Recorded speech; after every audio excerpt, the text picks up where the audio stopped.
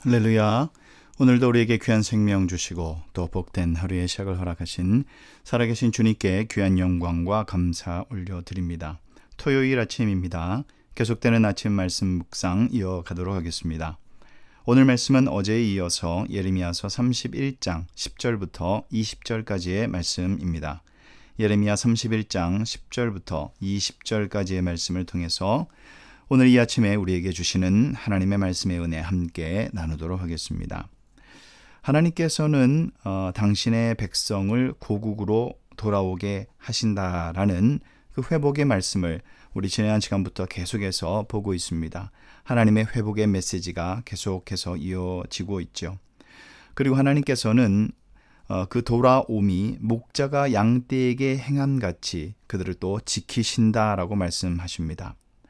목자와 양의 관계를 있어서 우리가 생각을 해보면 좀 더 쉽게 이해를 할 수가 있습니다. 목자가 있기 때문에 양들은 편한 것입니다. 상황에 상관없이 그들을 지키고 인도하고 이끌어주는 목자가 있기 때문에 양들은 마음 편하게 생활할 수가 있는 것이죠. 목자가 막대기와 지팡이를 들고 다닙니다. 다윗의 시편에도 그렇게 기록을 하고 있죠. 주께서 지팡이와 막대기로 나를 안위하신다라고 기록하고 있습니다. 실제로 이 아프리카 지역에 가면은 목동들이 막대기와 지팡이를 들고 다니죠. 그러면서 언제든지 이 맹수들로부터 양들을 지키고 보호를 합니다. 지팡이가 보통 양들을 지키고 보호하는 그런 맹수들과 싸울 때 쓰는 것이 바로 이 지팡입니다. 아주 단단한, 돌보다 더 단단하게 그러한 나무 재질로 된 것을 지팡이로 쓰죠. 그리고 이제 저녁이 되어서 양들이 우리에 들어갈 때 이제 목자는 양을 한 마리씩 확인을 합니다. 이제 그때 이제 막대기를 쓰죠. 이 양의 털을 들추어서 병에 걸렸나 걸리지 않았나, 또 이 잘못된 길로 가면 툭툭 쳐서 바른 길로 인도할 때 쓰는 용도가 바로 막대기의 용도입니다.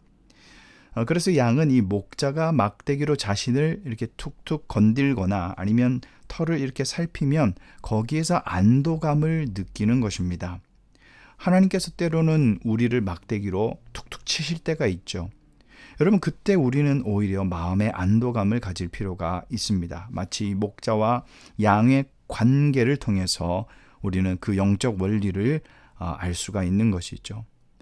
목자가 지키고 보살피고 있기 때문에 양은 비로소 평안을 느끼는 것입니다. 하나님께서는 유다 백성을 그들보다 강한 손 바벨론에서 구원해 주셨습니다.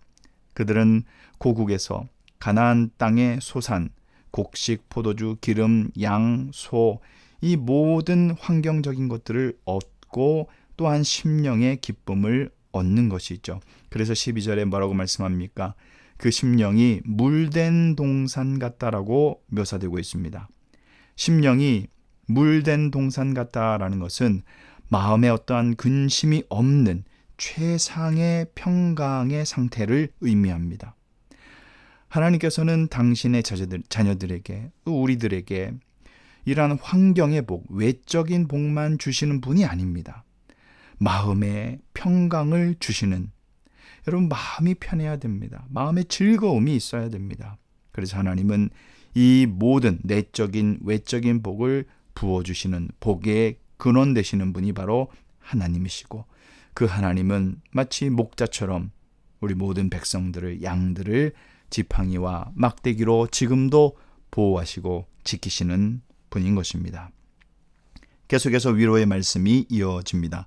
15절부터 17절까지의 말씀을 보면은 라마에서 라헬이 애곡하는 것처럼 유다의 어머니들이 슬퍼하며 통곡하는 소리가 들린다라고 말합니다.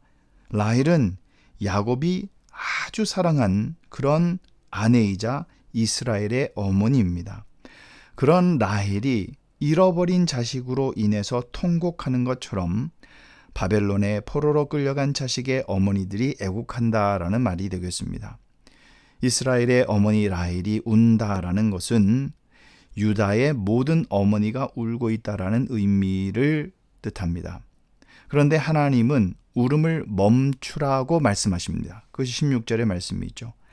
자식들이 고국으로 돌아올 것이기 때문에 이제는 그 울음을 멈추어도 된다라고 말씀합니다. 말씀대로 그들은 돌아올 것입니다. 그래서 장래의 소망을 품으라라고 말씀하십니다. 징계 중에서도 우리 마음의 소망을 품어야 할 것입니다. 징계하시는 분이 하나님이시기 때문에 막대기로 우리를 치시는 것이고 막대기로 우리를 바른 길로 수정해 주시는 것이기 때문에 그것은 절망이 아니라 소망으로 나아가는 길이고 방법입니다. 그래서 우리는 징계 중에서도 또는 고난 중에서도 소망으로 주님께 나아갈 수 있고 그 마음을, 그 믿음을 가져야 할 것입니다. 그 시선으로, 믿음의 시선으로 그래서 우리의 인생을 조명하게 되면은 남들이 보지 못하는 길이 보이고 남들이 알지 못하는 소망을 가질 수가 있는 것입니다. 이것은 물질로 살 수 있는 것이 아닙니다. 그 어떤 노력으로 되는 것이 아닙니다. 전적인 하나님의 사랑과 하나님의 은혜에 의해서만 우리가 소유할 수 있는 것이 바로 주님이 주시는 소망입니다. 마지막 18절부터 20절까지 마지막 단락은 용서의 말씀으로 우리에게 주십니다. 18절에 나타난 에브라임은 하나님의 백성 전체를 가리키는 표현이 바로 이 에브라임입니다. 그들이 죄를 뉘우치고 하나님께 돌아올 것이라는 말씀이 선포가 됩니다. 그들은 자신들의 볼기를 쳐서 얼마나 깊이 회개하고 있는지를 보여주고 있습니다. 진심으로 참회하고 회개한 백성을 하나님은 어떻게 하실까요? 불쌍히 여기시고 용서하시는 그것이 하나님의 속성입니다. 죄에 대한 우리의 마땅한 반응은 그래서 변명이나 합리화가 아닙니다. 진정한 회개입니다. 우리가 회개하면 하나님은 죄를 사하시고 우리를 깨끗하게 하신다라고 요한일서 1장 9절에도 기록하고 있습니다. 우리가 지켜야 할 것 중에서 가장 중요한 것은 바로 우리의 마음이고 마음으로부터 우러나오는 그 회개를 그래서 하나님은 늘 마음의 중심 그것을 귀하게 보신다라고 말씀하시고 예배도 마음의 중심을 하나님께 드리는 것이다라고 말씀은 우리에게 가르치십니다. 오늘 말씀을 정리하겠습니다. 잠언 4장 23절에 보면 잠언서 저자는 이렇게 말씀합니다. 마음에서 생명의 근원이 난다라고 기록합니다. 즉 마음이 무너진다면 다른 복이 아무리 많아도 불행하다라는 것이죠.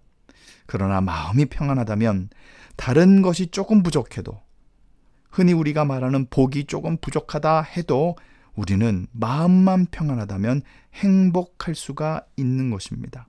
그래서 반드시 지켜야 할 것은 돈도 명예도 환경도 아니라 마음입니다. 우리의 마음을 지켜야 하는데 그 마음은 하나님이 지켜주셔야 지킬 수가 있다라는 사실, 그 영적인 원리를 우리가 깨달아야 합니다. 하나님이 우리의 마음을 지켜주십니다. 우리 심령을 물된 동산 같게 만드십니다. 그래서 우리는 그분 안에 거하기만 하면 되는 것이죠. 그러할 때에 하나님이 우리의 심령에 참 만족함을 주시고 주님께서 생수의 강의 근원이 되신 것처럼 우리는 그 말씀을, 그 생수의 말씀을 먹고 마시는 그러한 사람이 물된 동산 같은 심령을 소유한 자가 될 줄 믿습니다. 오늘도 우리가 그 주님 앞에 심령을 물된 동산같이 만드시는 우리 주님께 우리의 마음의 중심을 올려드리며 삶의 예배로 나아가시는 저와 여러분 되시기를 예수님의 이름으로 축원합니다.